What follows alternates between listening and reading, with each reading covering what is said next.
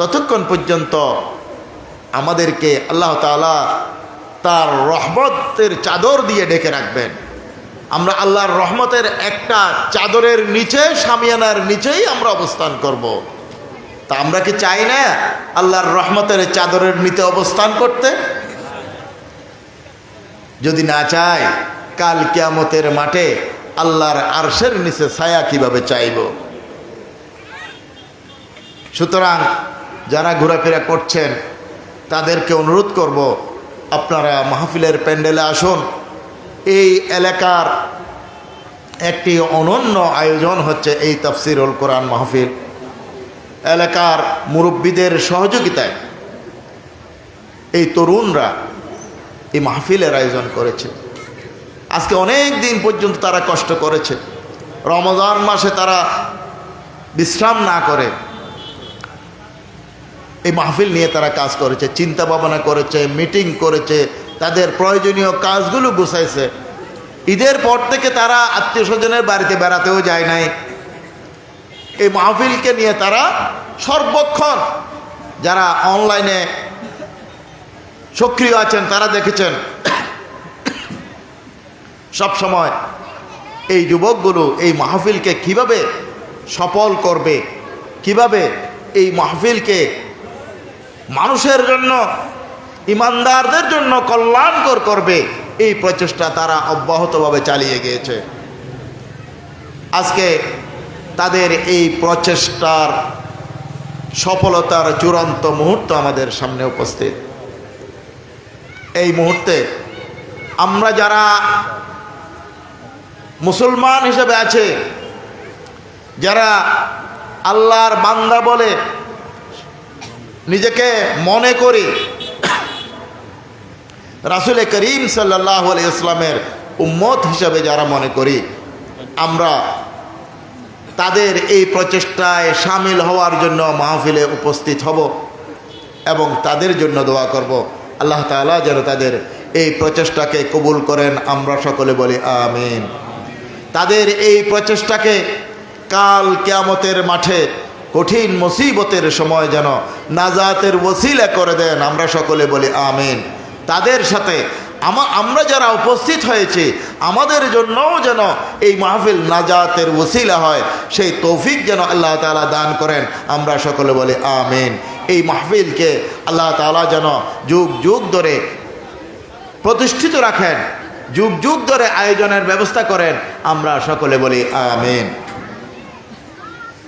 সম্মানিত মুসলিম ভাইরা, আজকে আমরা এই তাফসীর মাহফিলের আয়োজন আমরা এমন এক সময়ে করেছি, এমন এক সময়ে আমরা তাফসীরের আলোচনা শুনতে এসেছি, যেই সময়ের মধ্যে সারা বিশ্বব্যাপী মুসলমানদের এক দুরবস্থা চলছে। বিশেষ করে ফিলিস্তিনের বুকে মুসলমানরা ঘুমাতে পারছে না, খেতে পারছে না, নিরাপদে চলাফেরা করতে পারছে না। শিশুরা হয়েছে পিতৃহারা, মা হারা, মেয়েরা হয়েছে স্বামী হারা, সন্তান হারা, আর খাওয়া নেই, দাওয়া নেই, উন্মুক্ত আকাশের নিচে তারা বসবাস করছে আর আল্লাহর দরবারে মোনাজাত করছে, রব্বানা আখরিজনা মিন হাযিহিল ক্বরিয়াতি যালিমি আহলুহা ওয়াজআল লানা মিন লাদুনকা ওয়ালিয়্যান ওয়াজআল লানা মিন লাদুনকা নাসীরা। ফিলিস্তিনের মুসলমানদের কান্নার আওয়াজ আমাদের কানে আসে না, কাশ্মীরের মুসলমানদের কান্নার আওয়াজ আমাদের কানে আসে না। এই ওয়াজ মাহফিল আমাদের কি উপকার করবে? এখান থেকে আমরা কি পাবো?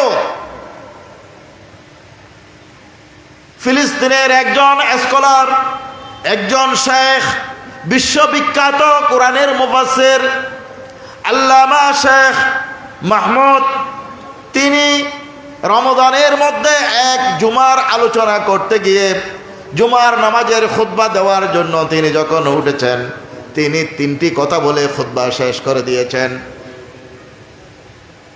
তিনি বললেন,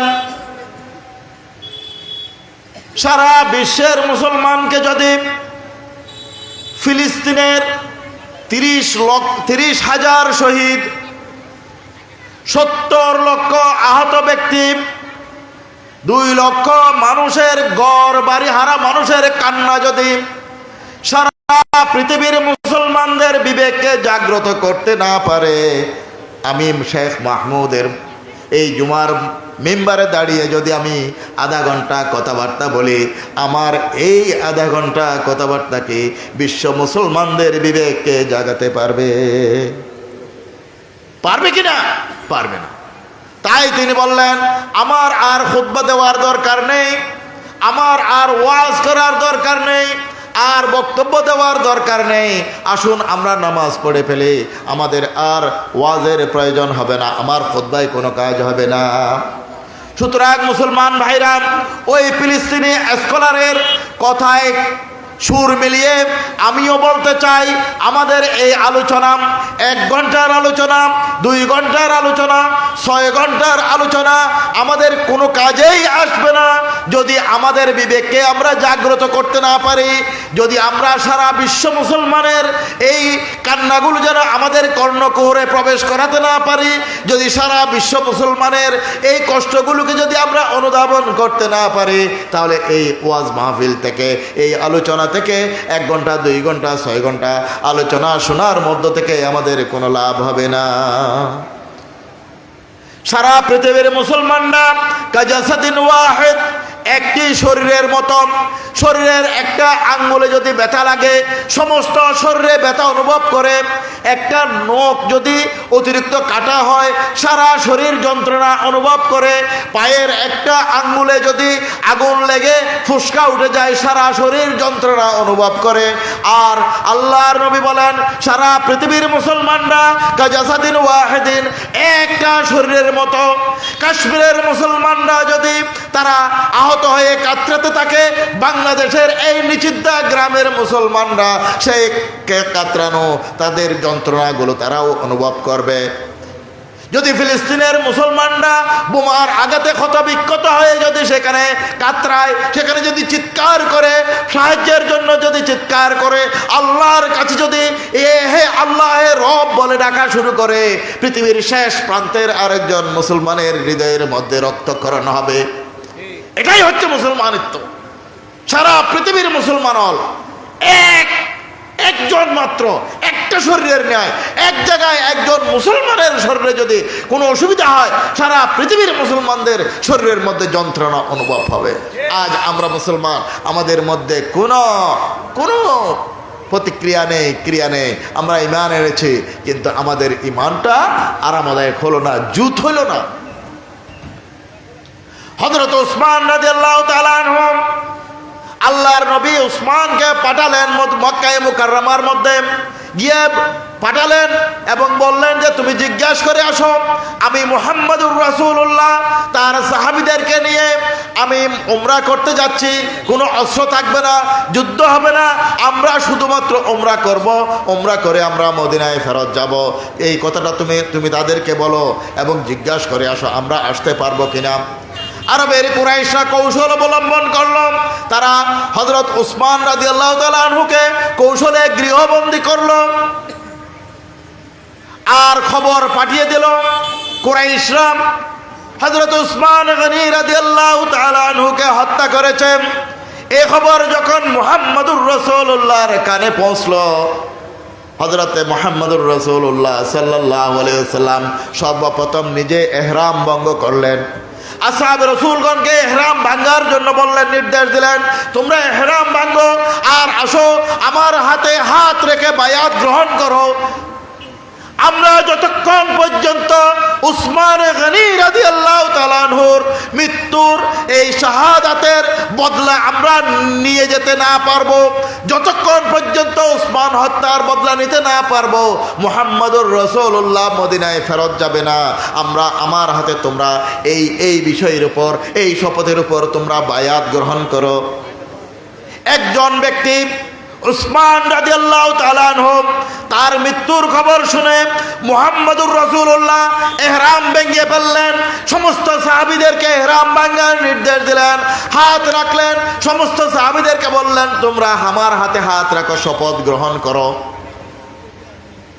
আর আজ সারা বিশ্বব্যাপী কত উসমান নিশ্চিহ্ন হয়ে যাচ্ছেন, কত উসমানের চোখ উড়ে যাচ্ছে, কত উসমানের হাত চলে যাচ্ছে, কত শিশু যারা কোনো গুনাহ করে নাই তারা বোমার আঘাতে ক্ষত বিক্ষত হয়ে দুনিয়া থেকে চির বিদায় গ্রহণ করছে। কত শিশু চিৎকার দিয়ে বলছে, আমরা আল্লাহর কাছে যে গিয়ে বিচার দেব, আল্লাহকে বলবো আমরা কি অপরাধ করেছিলাম, আমাদেরকে কেন এই শাস্তি দেওয়া হয়েছে, কেন আমাদেরকে বোমার আঘাতে ক্ষত বিক্ষত করা হয়েছে। আর আমরা মুহাম্মদুর রাসূলুল্লাহর উম্মত, মুহাম্মদুর রাসূলুল্লাহকে আমাদের আদর্শ হিসাবে মানে, মুহাম্মদুর রাসূলুল্লাহর নেতৃত্ব আমরা মানে, তার সুপারিশে আমরা জান্নাতে যেতে চাই। অথচ মুহাম্মদুর রাসূলুল্লাহর এই একটা কথা আমরা মানতে রাজি নই। তিনি তো তার জীবনকে বাজি রেখে উসমান হত্যার বদলা নেওয়ার জন্য প্রস্তুত হয়ে গেলেন। আর আমরা মুসলমানরা এই সমস্ত বিষয়গুলো আমাদের গায়ে মাখি না, আমাদের স্মরণে থাকে না। আমরা শুধু খাওয়ার পিছনে দৌড়াই, আমরা শুধু আরামের পিছনে দৌড়াই, আমরা শুধু নিজেদের ব্যবসার পিছনে দৌড়াই, আমরা শুধু নিজেদের সুযোগ সুবিধার পিছনে দৌড়াই। আল্লাহর দিনের ব্যাপারে আমাদের কোনো খবর নাই, আল্লাহর দিনের এই মুজাহিদগুলোর ব্যাপারে আমাদের কোনো সংবাদ নেই, মুসলমানদের সুখ শান্তির ব্যাপারে আমাদের কোনো খবর নেই। অথচ আল্লাহর নবী আল্লাহ তাআলা কোরআনে পাকের মধ্যে বলেছেন সমস্ত মুসলমানরা পরস্পর ভাই ভাই, কুল্লু মুসলিমুন আখওয়া, প্রত্যেক মুসলমান ভাই ভাই। তাহলে আমাদের ভাইদের ব্যাপারে আমাদের কোনো সংবাদ নেই, আমাদের খবর নেই।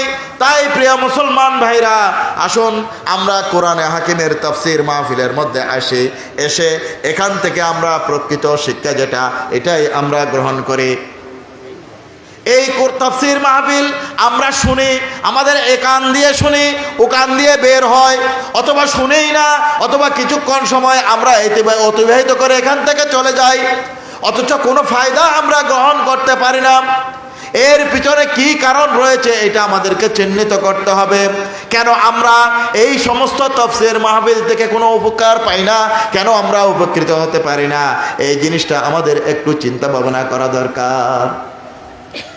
তাফসীর মাহফিলে আসার আগে আমাকে নিয়ত করতে হবে, এই তাফসীর মাহফিলে আমরা যাব, এখানে আমরা বসব, কোরআন ও সুন্নাহর কথাগুলো শুনব, এবং সেখান থেকে আমরা কিছু হেদায়েত তালাশ করব, কিছু হেদায়েতকে আমরা পুঁজি করব, এবং সেই হেদায়েতের আলোকে আমার বাকি জীবনটা অতিবাহিত করব। এই নিয়তে যদি আমি তাফসীর মাহফিলে আসি, এখানে যদি আমরা আলোচনাগুলো শুনি, তাহলে আমি উপকৃত হতে পারবো। অন্যথায় এই তাফসীর মাহফিল আমার জীবনে কোনো পরিবর্তন আনবে না। আল্লাহ রাব্বুল আলামিন পবিত্র কালামে হাকিমের মধ্যে ইরশাদ করেছেন, আল্লাযীনা জাহাদু ফিনা লানাহদিয়ান্নাহুম সুবুলানা, যারা আল্লাহর দ্বীনের এই জমিনে, কোরআনের এই জমিনে কোরআনকে বোঝার জন্য, কোরআনকে জানার জন্য, কোরআন মতো আমল করার জন্য, কোরআন মতো সমাজকে পরিচালনা করার জন্য, কোরআন মতো রাষ্ট্রকে পরিচালনা করার জন্য, কোরআন মতো সমস্ত বিশ্বকে সাজানোর জন্য যারা কাজ করবে, চেষ্টা করবে, আল্লাহ বলেন লানাহদিয়ান্নাহুম সুবুলানা, তাদেরকে আমি হেদায়েতের পথ দেখাবো। তারাই প্রকৃত হেদায়েত প্রাপ্ত, তারাই প্রকৃত আল্লাহ তাআলার সন্তুষ্টি পাওয়ার যোগ্য। সুতরাং আমরা যারা এই মাহফিলের মধ্যে অংশগ্রহণ করে আমাদেরকে হেদায়েত তালাশ করতে হবে। যতক্ষণ না আমরা হেদায়েত তালাশ করব, যতক্ষণ না আমরা হেদায়েতকে খোঁজ করব, ততক্ষণ পর্যন্ত আমরা কোনো ধরনের হেদায়েত, কোনো ধরনের উপকৃত, কোনো ধরনের উপকার এই সমস্ত মাহফিল থেকে আমরা পাবো না। তাই সমস্ত মুসলমানদেরকে আমি অনুরোধ করব, আহ্বান করব, আসুন আমরা হেদায়েত তালাশের জন্য, হেদায়েত তালাশ করার জন্য, হেদায়েত পাওয়ার জন্য এই সমস্ত মাহফিলের মধ্যে আসি। আল্লাহ রাব্বুল আলামিন কোরআনে হাকিমের মধ্যে ইরশাদ করেছেন, যালিকাল কিতাবু লা রাইবা ফীহি হুদাল লিল মুত্তাকিন। এটা ওই কিতাব, এটা ওই কিতাব, ওই জীবন বিধান, যেই জীবন বিধানের মধ্যে কোনো রকম সন্দেহ নেই, কোরআন হাকিমের মধ্যে কোনো প্রকারের শোভা নেই, সন্দেহ নেই। এটা আল্লাহর কিতাব, এটা কালামুল্লাহ। এই বিষয়ে কি আমাদের কোনো সন্দেহ আছে? কোরআন যে আল্লাহর কিতাব, এ ব্যাপারে আমাদের কোনো কি সন্দেহ আছে? যদি সন্দেহ থাকে আল্লাহ তাআলা চ্যালেঞ্জ দিয়েছেন।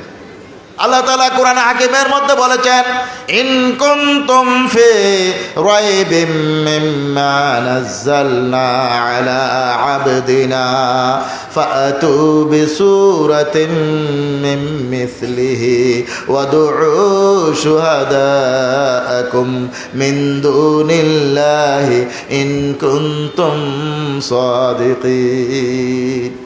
কোরআন নাজিলের সময় থেকে আজ থেকে 1400 বছর আগে থেকে কিয়ামত পর্যন্ত এই চ্যালেঞ্জ কোরআন হাকিম আমাদের সামনে ছেড়ে দিয়েছে। তোমাদের যদি এই কোরআনের উপর কোনো রকম সন্দেহ থাকে, এই কোরআন নিয়ে যদি তোমাদের কোনো শোভা থাকে, কোনো সন্দেহ থাকে, তাহলে কোরআনের একটি ছোট্ট থেকে ছোট্ট সূরার মতো একটি সূরা বানিয়ে আনো, একটি ছোট্ট থেকে ছোট্ট আয়াতের মতো আয়াত বানিয়ে আনো। কিয়ামত পর্যন্ত এই চ্যালেঞ্জ থাকলো। 1400 বছর আগে থেকে চ্যালেঞ্জ শুরু হয়েছে, এই পর্যন্ত কোরআনে হাকিমের এই আয়াতের চ্যালেঞ্জের মোকাবেলা কেউ করতে পারে নাই। সুতরাং বোঝা যাচ্ছে কোরআনে হাকিম এমন এক কিতাব, যেই কিতাবের মধ্যে কোনো সন্দেহ নাই, কোনো ধরনের শোভা নাই। এটা আল্লাহর কিতাব, এটা আল্লাহর কালাম। আর এই কালামকে আমাদের হেদায়েতের জন্য, আমাদের মুক্তির জন্য, আমাদেরকে পথ প্রদর্শন করানোর জন্য আল্লাহ তাআলা দুনিয়ায় পাঠিয়েছেন। আর এই কোরআন থেকে হেদায়েত যদি পেতে হয়, এই কোরআন থেকে মুক্তি যদি, এই কোরআনের মাধ্যমে যদি মুক্তি পেতে হয়, এই কোরআন থেকে যদি আমরা সঠিক পথের দিশা পাওয়ার জন্য চেষ্টা করে থাকি, তাহলে আমাদেরকে মুত্তাকি হতে হবে, তাকওয়াবান হতে হবে, তথা আল্লাহকে ভয় করতে হবে। আল্লাহর ভয়ে আল্লাহর দ্বীনের রাস্তাগুলো তালাশ করার জন্য, সঠিক পথ তালাশ করার জন্য আমাদেরকে এই সমস্ত মাহফিলগুলোতে উপস্থিত হতে হবে। তাই এলাকার সমস্ত মুসলমানদের কাছে অনুরোধ থাকবে, হেদায়েত তালাশ করার জন্য, প্রকৃত দ্বীন বুঝার জন্য, আল্লাহর নবী যে আদর্শ নিয়ে দুনিয়ায় এসেছেন, এই আদর্শকে বুঝে ধারণ করার নিয়তে এই সমস্ত মাহফিলের মধ্যে আপনারা উপস্থিত হবেন এবং যতক্ষণ পর্যন্ত এই আলোচনা শুনবে, এই তাফসীরগুলো শুনবে, আমরা একাগ্র চিত্তে নিরবচ্ছিন্নভাবে বসে আলোচনাগুলো শ্রবণ করব এবং আলোচনা শ্রবণ করার মাধ্যমে নিজের আত্মাকে পরিশুদ্ধ করে আমল করার জন্য আমরা সর্বাত্মক প্রচেষ্টা চালাবো। আমরা কি রাজি আছি? মাহফিলের শেষ পর্যন্ত বসে কোরআনের তাফসীর, আল্লাহর নবীর অসংখ্য হাদিস থেকে হাদিসের আলোচনাগুলো শোনার জন্য আমরা তৈরি আছি কিনা? আল্লাহ তাআলা আমাদের সকলকে কবুল করুক। শেষ পর্যন্ত বসে কোরআনের এই তাফসীর, এই আলোচনাগুলো শোনার জন্য আল্লাহ তাআলা আমাদের সকলকে যেন তৌফিক দান করেন। আমরা সকলে বলি আমিন। সম্মানিত ভাইরা, বর্তমান পৃথিবীতে বিভিন্ন জায়গায় কোরআনের উপর আলোচনা হচ্ছে, কোরআন নিয়ে গবেষণা হচ্ছে, কোরআনের তাফসীর পেশ হচ্ছে। তারই ধারাবাহিকতায় আমাদের দেশেও গ্রামে গঞ্জে কোরআনের তাফসীর মাহফিল হয়, সিরাতুন নবী, মিলাদুন নবী মাহফিল হয়, ওয়াজ মাহফিল হয়। আর এক এক মাহফিলে গিয়ে আমরা এক এক ধরনের কথা শুনি, এক এক মাহফিলে গিয়ে আজগবি কিস্সা কাহিনীগুলো শুনি। আর এই কিস্সা কাহিনীগুলোর মাধ্যমে আমাদের ঈমান মজবুত হওয়া তো দূরের কথা, হেদায়েত প্রাপ্ত হওয়ার তো দূরের কথা, পক্ষান্তরে উল্টা আমরা গোমরাহ হই। আমাদের অন্তরের মধ্যে শিরকের বীজ বপিত হয়, আমাদের অন্তরের মধ্যে বেদাতের বীজ বপিত হয়, আমাদের আমলের মধ্যে বেদাত শুরু হয়ে যায়, আমাদের ঈমানের মধ্যে শিরিক শুরু হয়ে যায়। এরকম অসংখ্য ওয়াজ মাহফিল আমাদের দেশের মধ্যেও প্রচলিত আছে। অনেক মুসলমান ভাইরা আমাদের কাছে এসে প্রশ্ন করে, ভাই এত ওয়াজ মাহফিলে যাই আমরা, অমুক আলেম তো এভাবে কথা বলেছেন, অমুক মাহফিলে এভাবে আলোচনা করেছেন, আমরা কোনটা শুনব, কার কথা শুনব, আমরা কি কথাগুলো শুনব? এভাবে করে আমাদের কাছে প্রশ্ন করেন যে এত মাহফিল, এত কথা, একজনের কথার সাথে আরেকজনের কথার মিল নেই। কেউ কেউ তো এমনও কথা বলে যে রাতের অন্ধকারে তাহাজ্জুদ পড়তে উঠে আফ্রিকার জঙ্গলে চলে গেছে, আবার ওই আফ্রিকার জঙ্গল থেকে রাত্রিবেলায় বাংলাদেশে ফেরত এসেছে, কি আজগবি কথা তারা বলে।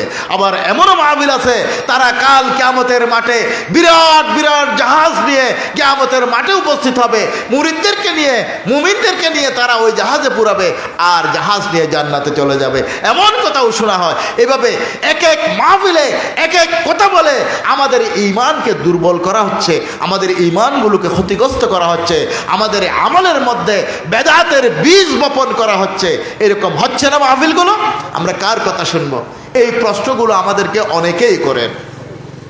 প্রিয় ভাইরাম, আমরা কার কথা শুনব, কার ওয়াজ শুনব, কার মাহফিল শুনব, এই ব্যাপারে আমরা মুহাম্মদুর রাসূলুল্লাহর কাছে আমরা প্রশ্ন করি, তার কাছে আমরা জিজ্ঞাসা করি, হে আল্লাহর রাসূল, আপনি তো আমাদেরকে পথ প্রদর্শন করার জন্য এসেছেন, আমাদেরকে সিরাতুল মুস্তাকিমের পথ প্রদর্শন করার জন্য এসেছেন, আমাদেরকে বলে দেন বাংলাদেশের মধ্যে এত মাহফিল হয়, কোন মাহফিলগুলো আমরা শুনবো, কোন তাফসিরগুলো শুনবো, কোন আলোচনাগুলো শুনবো, আমাদেরকে একটু বলে দেন।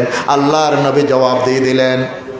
আজ থেকে 1400 বছর আগে আল্লাহর নবী জবাব দান করলেন, মান ক্বালা বিহি সাদাকা ওয়া মান আমিলা বিহি উজরা ওয়া মান হাকামা বিহি আদালা ওয়া মান দাআ ইলাইহি হুদিয়া ইলা সিরাতিম মুস্তাকিম।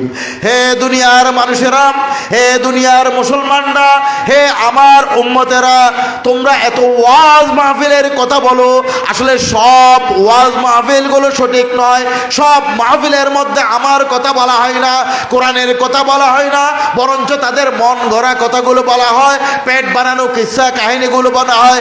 আর এই কিসসা কাহিনীগুলোর মাধ্যমে তোমাদেরকে পথ ভ্রষ্ট করা হচ্ছে, তোমাদেরকে হেদায়েতের পথ থেকে দূরে সরিয়ে দেওয়া হচ্ছে। বরঞ্চ ওই মাহফিলগুলো সত্য মাহফিল, ওই আলোচকগুলো সত্য আলোচক, ওই ওয়াজ মাহফিলগুলো প্রকৃত ওয়াজ মাহফিল। মান ক্বালা বিহি সাদাকা, যেই মাহফিলের মধ্যে কোরআনে হাকিম থেকে আলোচনা করা হয়, কোরআনের আয়াত দিয়ে কথা বলা হয়, কোরআনের সূরাগুলো থেকে তাফসীর পেশ করা হয়, আমি নবীর হাদিস থেকে অসংখ্য হাদিস থেকে যেই মাহফিলের মধ্যে কথা বলা হয়, সেই সমস্ত কথাগুলোই হচ্ছে প্রকৃত আমার কথা, প্রকৃত দ্বীনের কথা, প্রকৃত কোরআনের কথা, প্রকৃত দ্বীনের কথা, প্রকৃত ইসলামের কথা। সুতরাং যেই মাহফিলের মধ্যে সরাসরি কোরআন থেকে কথা বলা হবে, কোরআনের তাফসীর কোরআন দিয়ে করা হবে, কোরআনের তাফসীর হাদিস দিয়ে করা হবে, সেই সমস্ত মাহফিলগুলোকে আমরা প্রাধান্য দেব, সেই সমস্ত মাহফিলগুলোতে আমরা উপস্থিত হব, সেই সমস্ত মাহফিলের কথাগুলো আমরা শুনব এবং সেই মাহফিলের কথাগুলোর মাধ্যমে আমরা আমাদের জীবনকে পরিবর্তন করব, আমাদের আমলগুলোকে সাজাবো এবং এই আমলগুলো সাজিয়ে আমরা কাল কিয়ামতের মাঠে নবীর সুপারিশের মাধ্যমে জান্নাতে যাওয়ার জন্য চেষ্টা করব। সুতরাং যে কথাটা বলতে যাচ্ছে, ওয়াজ মাহফিল, আপনারা ইউটিউব খোলেন, ইউটিউবে হাজার রকমের ওয়াজ রয়েছে, কত রকম ওয়াজ, একেবারে ছয়তলা থেকে আরম্ভ করে রাজধানী পর্যন্ত সব জায়গায় কত ওয়াজ হচ্ছে। দেখেন, হেদায়ত সব জায়গায় নেই। এই ওয়াজ মাহফিলকে হেদায়ত দেয় না। এই ওয়াজ মাহফিলের অনেক ওয়াজ মাহফিল আমাদেরকে পথভ্রষ্ট করে, আমাদের ইমানের মধ্যে সংশয় তৈরি করে, আমাদের আমলের মধ্যে বেদাত তৈরি করে। এরকম হাজার ওয়াজ মাহফিল আছে। তাই আমাদেরকে এক জায়গায় আসতে হবে, একটা স্থানে আসতে হবে, যেই মাহফিলে কোরআন থেকে আলোচনা হবে, যেই মাহফিলে কোরআনের তাফসীর কোরআন দিয়ে করা হবে, যেই মাহফিলে অযথা কিসসা কাহিনী থাকবে না, দুনিয়ার পেট বানানো কিসসা কাহিনী থাকবে না, সেই সমস্ত মাহফিলে বসবো, শুনবো, আমল করব। আরে ভাই, আপনার যদি কিসসা কাহিনী বলতে ইচ্ছাই হয়, কোরআনে হাকিমের মধ্যে অসংখ্য কিসসা কাহিনী আছে। কোরআনের মধ্যে 30 পারা কোরআনের মধ্যে আয়াতে মুহকামাত, শরীয়তের বিধানাবলী, ফরজ ওয়াজিব সাবেতকারী মাত্র 500 আয়াত আছে। 6000-এর উপর আয়াতের মধ্যে 5000 আয়াতের মধ্যে আল্লাহর হুকুম আহকাম আছে। বাকি আয়াতগুলোর মধ্যে তো এই ঘটনাবলী ইত্যাদি বর্ণনা করা হয়েছে। আল্লাহ তাআলা কোরআনে হাকিমের মধ্যে অসংখ্য সুন্দর সুন্দর ঘটনাবলী বর্ণনা করেছেন। এই ঘটনা থেকে ঘটনা বলো না, বুখারী শরীফের কিতাবুল মাগাজির মধ্যে ইসলামের ইতিহাসের অনেক সুন্দর সুন্দর গজওয়ার কথা রয়েছে, অনেক সুন্দর সুন্দর হারবের কথা রয়েছে, যুদ্ধের কথা রয়েছে, কাহিনী রয়েছে। সেই সমস্ত কাহিনীগুলি তোমরা বর্ণনা করো, কোরআন থেকে কিসসা বর্ণনা করো। এখন আমার ওয়াইজরা কোরআন থেকে কিসসা নেই, হাদিস থেকে কিসসা নেই, পেট বানানো কিসসা দিয়ে আমাদেরকে গুমরাই করছে। কার হুজুর কি করেছে, কার পীর সাহেব কি করেছে, কার পীর সাহেব গাছের আগায় উঠেছে জিকির করতে করতে, কোথায় পুকুরে ডুব দিয়েছে, এই ডুব দিয়ে ওই ডুব ওইখানে চলে গেছে। ডাহা মিথ্যে কথা বলে বলে আমাদেরকে কি করা হচ্ছে, গুমরা করা হচ্ছে। একটা আলোচনা আমরা আগে শুনতাম ছোট থাকতে, মেরাজের ঘটনা বোঝাতে গিয়ে আমাদের দেশের আলেমরা বলেন যে এক ব্যক্তি কি করেছেন, জাল দিয়ে মাছ ধরেছেন, মাছ এনে তিনি তার স্ত্রীকে দিলেন যে এই মাছগুলো কুটো এবং কি করো, পাক করো, আমি গোসল করে আসতেছি, এসে কি করব, খাবো। তিনি গোসল করতে গেলেন লুঙ্গি নিয়ে, পুকুরে ডুব দিলেন, এক ডুবে 27 বছর চলে গেছে।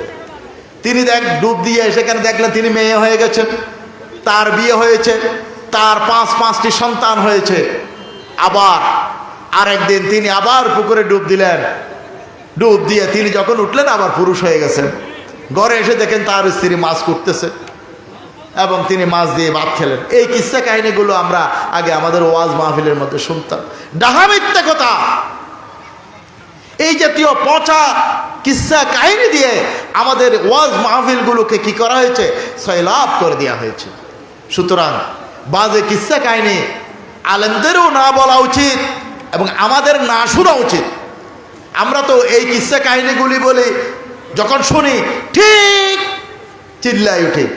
ঠিক বলবো কেন, কাকেই ঠিক বললাম, ঠিক কে ঠিক বলেন, আর যেগুলি বেঠিক সেগুলিকে আমরা বলবো বেঠিক। আনতা কাযযাব, তুমি মিথ্যাবাদী, তোমার এই কথা কোরআনে নাই, হাদিসে নাই।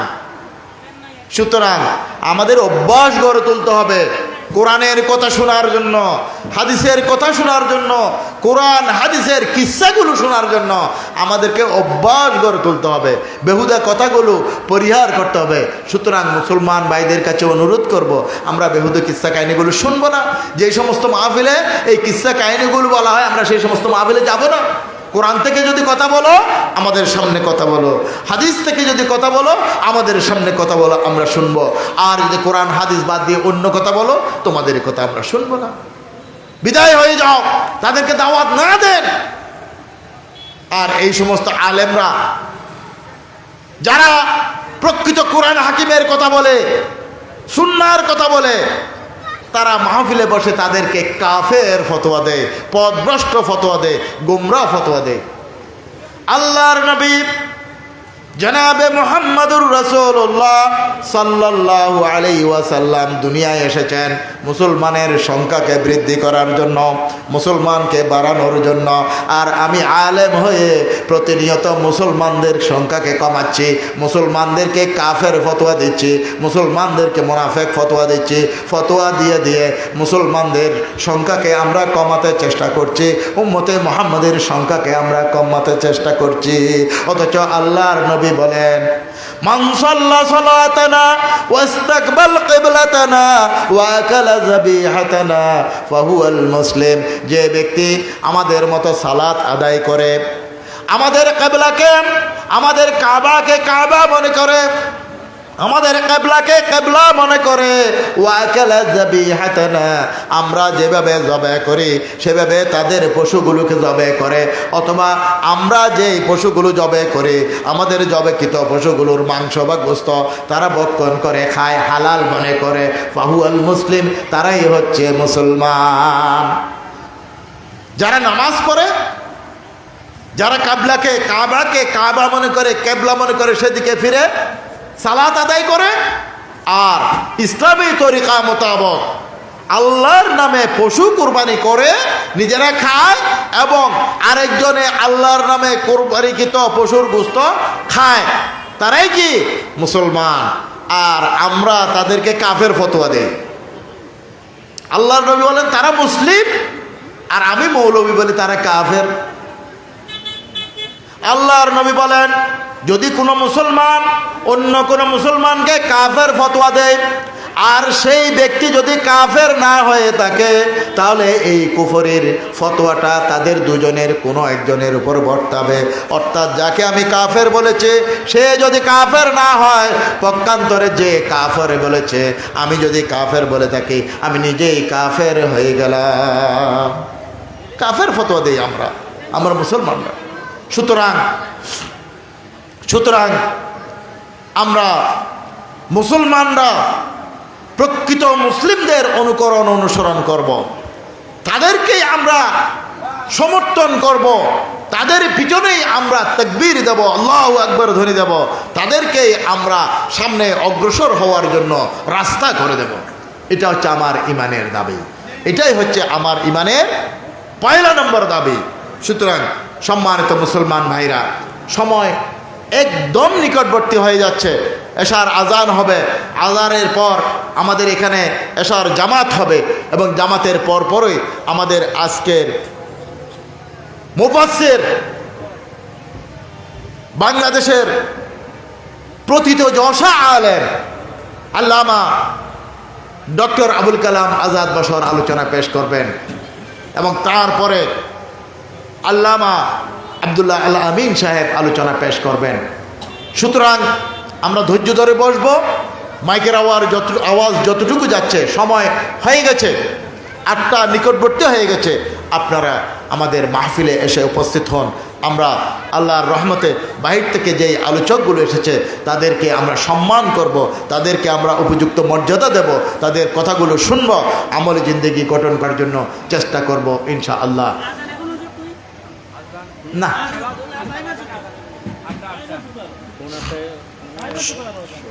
সম্মানিত মুসলমান ভাইরা, এতক্ষণ পর্যন্ত আপনাদের সামনে যে কথাগুলো বলছিলাম, সেই কথাগুলো মূলত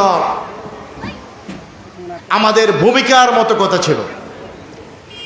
কোন ধরনের ওয়াজ শুনব, কি কাজগুলো করব, আমাদের কি করা উচিত, এই বিষয়ের উপর আমরা কথা বলছিলাম। এখন আমি আজানের পূর্বে গুরুত্বপূর্ণ 2-1টা কথা বলে আমার আলোচনা শেষ করব ইনশাআল্লাহ। আপনাদের সামনে একটা হাদিস আমি তেলাওয়াত করব। عن أبي هريرة رضي الله تعالى عنه قال قال رسول الله صلى الله عليه وسلم إن الله تعالى طيب لا يقبل إلا طيبا وإن الله أمر المؤمنين بما أمر به المرسلين فقال الله تعالى يا أيها الرسل كلوا من طيبات واعملوا صالحا وقال تعالى يا أيها الذين آمنوا كلوا من الطيبات ما رزقناكم ثم ذكر الرجل يطيل السفر أشعث أغبر يمد يديه إلى السماء يا رب يا رب ومطعمه حرام وملبسه حرام وغذي بالحرام فأنى يستجاب له رواه مسلم। হাদিস জগতের অন্যতম নক্ষত্র আল্লাহর নবীর জলিল কদর একজন সাহাবী হযরত আবু হুরায়রা রাদিয়াল্লাহু তাআলা আনহু হাদিস বর্ণনা করছেন। আমাদের এখানে পূর্ব ঘোষণা আছে 8টায় আজান হবে, 8:15 জামাত হবে। এটা নিয়ে আর খুব বেশি কথা বলা প্রয়োজন নেই। কোরআনে পাকের মধ্যে বলা হয়েছে, কি বলা হয়েছে, ওয়াশাবিরহুম ফিল আমর, তোমরা যে কোনো বিষয়ে পরস্পর পরামর্শ করো। ওয়াশাবিরহুম ফিল আমর, কোনো বিষয়ে তোমরা পরস্পর পরামর্শ করো, পরামর্শ করে তোমরা একটা সিদ্ধান্তে যাও। ফাইজা আযাবতা ফাতাওয়াক্কাল আলাল্লাহ।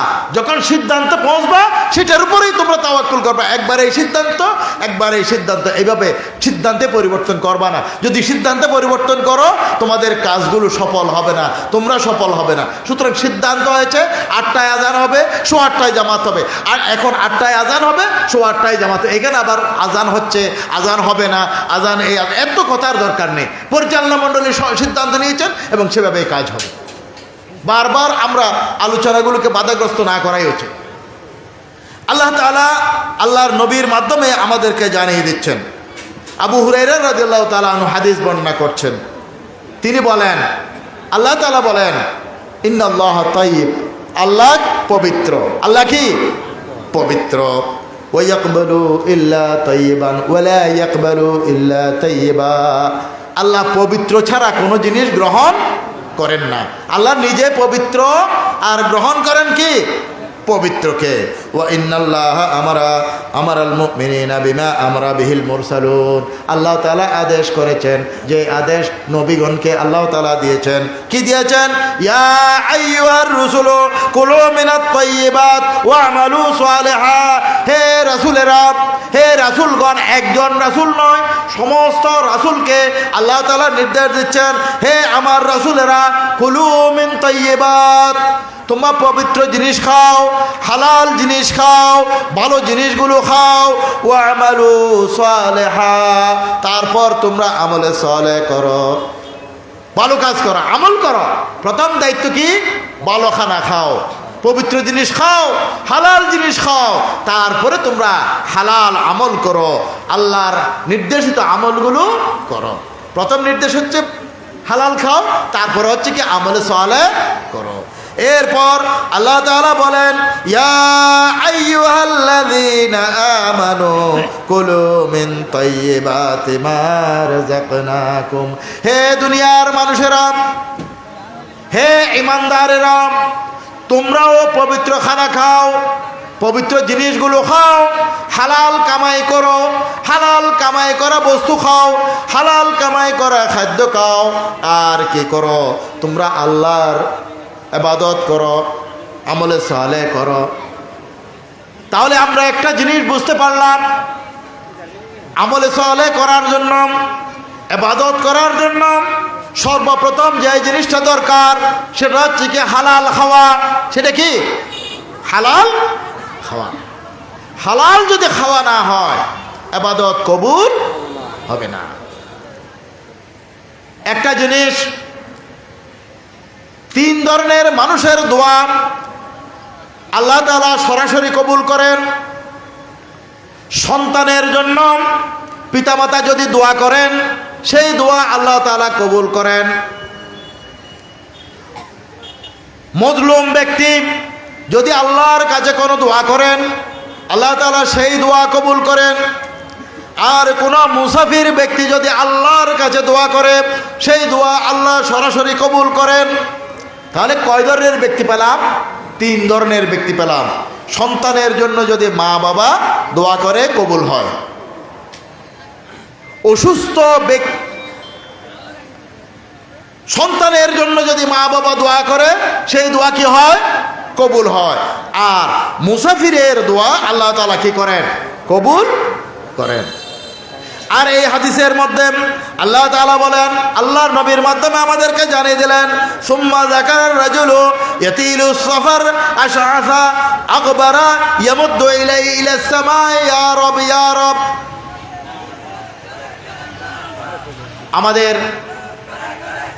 আমাদের আজকের প্রধান আলোচক, প্রধান মুফাসসির আলহামদুলিল্লাহ এসে পৌঁছে গেছেন। ইনশাআল্লাহ নামাজের পর আমাদের মাহফিল শুরু হবে।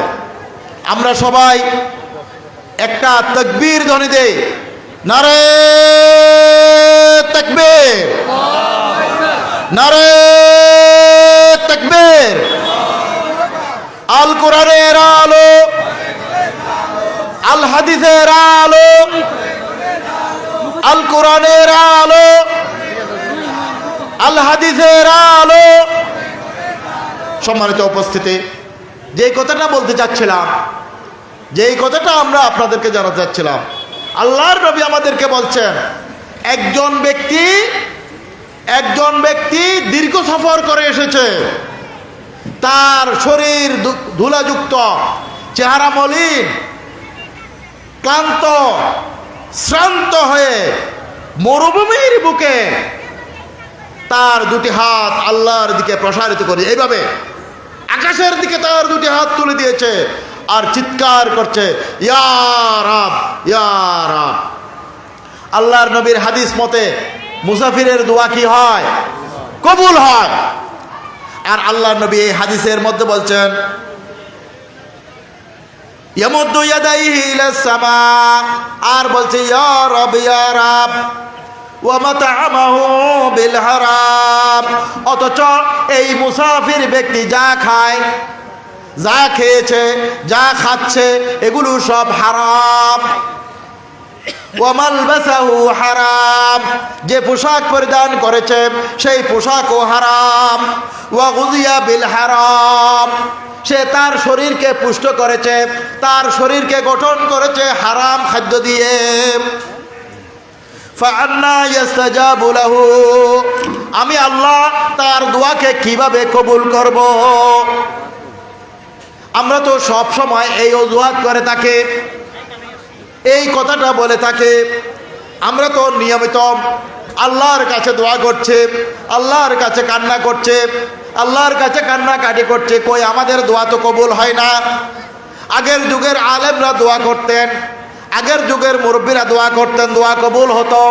বৃষ্টির জন্য দোয়া করতেন, সাথে সাথে বৃষ্টি বর্ষণ হতো। আর আমরা তো এত দোয়া করি, আমাদের দোয়াগুলো কবুল হয় না। কেন কবুল হয় না? আল্লাহর নবী এই হাদিসের মাধ্যমে আমাদেরকে জানিয়ে দিলেন, আগের যুগের মানুষেরা হালাল খেত, আগের যুগের মানুষেরা হালাল রুজির কাপড় পরিধান করত, তাদের শরীরকে বানিয়েছে, হৃষ্টপুষ্ট করেছে হালাল খাবারের মাধ্যমে। আর আমরা যারা আজকে মুসলমান দাবি করে, দুনিয়ার মানুষেরা হারাম খায়, হালাল খায় না, হারামের কাপড় দিয়ে যায়, টাকা দিয়ে কাপড় কেনে, নামাজের কাপড়গুলো পরিধান করে, অথচ হালালের কাপড় আমরা পরিধান করতে পারি না। আমাদের শরীরটা হারামের টাকায় গঠন করেছে, হালালের টাকা দিয়ে আমরা আমাদের শরীরটা গঠন করতে পারিনি। তাহলে কিভাবে আমাদের নামাজগুলো কবুল হবে? তাহলে কিভাবে আমাদের ইবাদতগুলো কবুল হবে? তাহলে কিভাবে আমাদের দোয়াগুলো কবুল হবে? কিভাবে আমার সন্তানের জন্য দোয়া করে আল্লাহ কিভাবে কবুল করবে? কিভাবে আমরা মুসলিম মিল্লাতের জন্য দোয়া করে আমাদের দোয়াগুলো আল্লাহ কিভাবে কবুল করবে? আমি আমার নিজের সুস্থতার জন্য দোয়া করে আল্লাহ কিভাবে আমার দোয়াগুলো কবুল করবেন? আমার শরীরটা গঠন হয়েছে হারাম দিয়ে, হালালের বালাই নেই, আমার দোয়াগুলো আল্লাহ কিভাবে কবুল করবেন? প্রিয় ভাইরা, আমরা নামাজ পড়ি না? নামাজ পড়ি কিনা? নামাজ পড়ি। আল্লাহ বলছেন, ইস্তাঈনু বিস-সাবরি ওয়াস-সালাহ, ধৈর্য ধারণ করো আর নামাজের মাধ্যমে আমার কাছে সাহায্য চাও। আমরা তো ধৈর্য ধারণ করে নামাজের মাধ্যমে আল্লাহর কাছে সাহায্য চাই, কই সাহায্য তো পাই না, দোয়া কবুল হয় না, আফসোস করি। কেমনে হবে? নামাজের আরকান আহকাম কয়টা আমরা জানি? নামাজের আরকান আহকাম কয়টা? 13টা। কয়টা? 13টা ফরজ। এই 13টা ফরজের একটি ফরজ যদি বাদ যায় নামাজ হবে না। এটা আমরা জানি কিনা? নামাজের আরকান আহকাম ভিতরে বাইরে 13 ফরজ, বাইরে 7টা, ভিতরে 6টা, অথবা বাইরে 6টা, ভিতরে 7টা, দুই দিকেই আমরা বলতে পারি। মোট এই 13টা ফরজ, এই 13টা ফরজের একটা ফরজ যদি বাদ যায় নামাজ কি? 1 নম্বর ফরজ কি? শরীর পাক। 1 নম্বর ফরজ কি? শরীর পাক। পায়খানা থেকে, প্রস্রাব থেকে, নাজাসত থেকে, খারাপ কিছু থেকে আমার শরীরকে গোসলের মাধ্যমে পাক করলাম, ওযুর মাধ্যমে পাক করলাম। আচ্ছা, আমার গোস্তগুলো যে হারামের টাকা দিয়ে গঠন হয়েছে, হারামের টাকা খেয়ে আমার শরীরটা গঠন হয়েছে, আমি এই পবিত্রতাটা কিভাবে অর্জন করব? আমার শরীরটাকে কেমনে পবিত্র করব? তাহলে পারলাম না পবিত্র করতে। আর যদি পবিত্র করতে না পারি তাহলে আমার নামাজ কেমনে হবে? আর নামাজ না হলে আল্লাহর কাছে দোয়া করলে দোয়া কেমনে কবুল হবে? দ্বিতীয় নম্বর কি? কাপড় পাক। কি পাক? কাপড় পাক, ঘুষের টাকা দিয়ে কাপড় পরেছি, দামি পাঞ্জাবি পরেছি, সুদের টাকা দিয়ে, চুরির টাকা দিয়ে, অন্যায়ভাবে আয়কৃত টাকা দিয়ে আমার এই পাঞ্জাবি পরেছি। এই পাঞ্জাবি পরে আমি নামাজের জন্য দাঁড়িয়ে গেছি, নামাজ শেষে আল্লাহর দরবারে দুহাত তুলে দিয়েছি। আল্লাহ বলেন, কাপড় যদি পাক না হয় দোয়া কবুল হবে না, ইবাদত কবুল হবে না। ময়লা লেগেছে কাপড়ে, পায়খানা লেগেছে, প্রস্রাব লেগেছে, সাবান দিয়ে ধুলে এটা পবিত্র হয়ে গেল। কিন্তু হারামের টাকা দিয়ে যদি আমি আমার কাপড় কিনি, এই কাপড়কে কিভাবে আমি পবিত্র করব? তাহলে আমার কাপড় যদি পাক না হয় ইবাদত কবুল হবে না। 3 নম্বর কি? নামাজের জায়গা পাক হতে হবে। নামাজের জায়গা পাক হতে হবে। ঘরের মধ্যে দামি যাই নামাজ বিছাইলাম, তাহাজ্জুদের নামাজের জন্য নিয়ত করলাম, আল্লাহু আকবার। যেই ঘরবিটায় আমি দাঁড়িয়েছি, এই ঘরবিটা হারামের পয়সায় কেনা হয়েছে। এই ঘরবিটার মধ্যে আমার বোনের হক রয়েছে, আমার চাচার হক রয়েছে, আমার আত্মীয় স্বজনের হক রয়েছে। এই ঘরবিটা পবিত্র নয়। জমিন পাক যদি না হয় ইবাদত কবুল হয় না। জমিন পাক যদি না হয় দোয়া কবুল হয় না।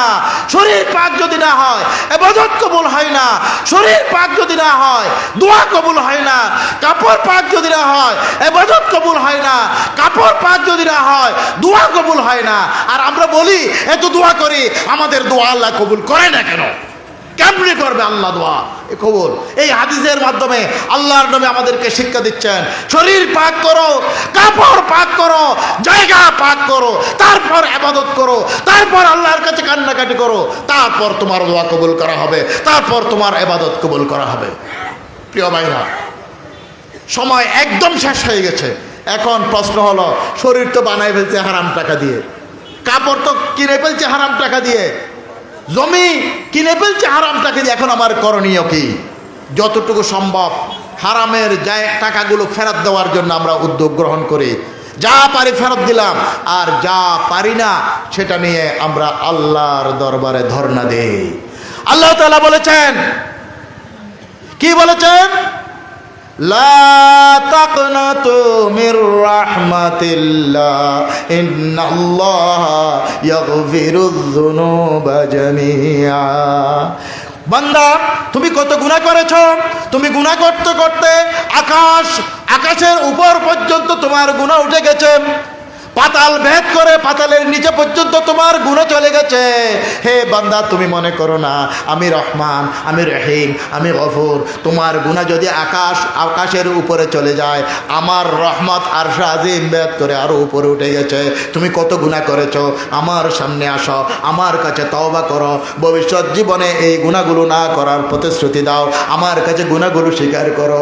রাতের অন্ধকারে আল্লাহর দরবারে হাত তুলে দাও, আল্লাহ আমার গুনাহগুলোকে মাফ করে দাও।